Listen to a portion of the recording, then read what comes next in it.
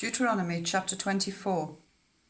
If a man marries a woman who becomes displeasing to him because he finds something indecent about her, and he writes her a certificate of divorce, gives it to her, and sends her from his house, and if after she leaves his house she becomes the wife of another man, and her second husband dislikes her, and writes her a certificate of divorce, gives it to her, and sends her from his house, or if he dies, then her first husband, who divorced her, is not allowed to marry her again after she has been defiled.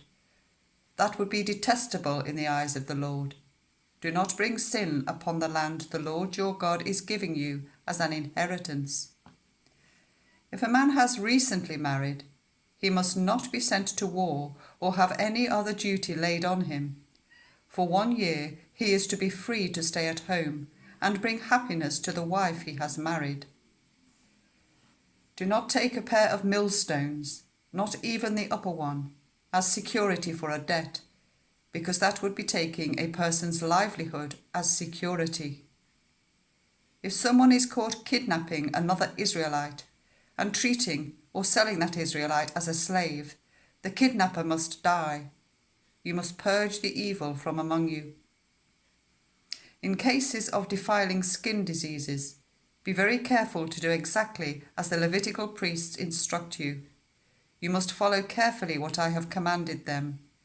Remember what the Lord your God did to Miriam along the way after you came out of Egypt. When you make a loan of any kind to a neighbour, do not go into the neighbour's house to get what is offered to you as a pledge. Stay outside and let the neighbour to whom you are making the loan bring the pledge out to you. If the neighbour is poor, do not go to sleep with that pledge in your possession. Return the cloak by sunset, so that your neighbour may sleep in it. Then you will be thanked, and it will be regarded as a righteous act in the sight of the Lord your God. Do not take advantage of a hired worker who is poor and needy, whether that worker is an Israelite or is a foreigner residing in one of your towns.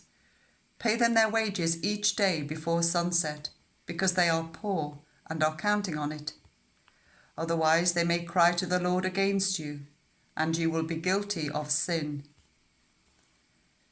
Parents are not to be put to death for their children, nor children put to death for their parents. Each of you will die for your own sin.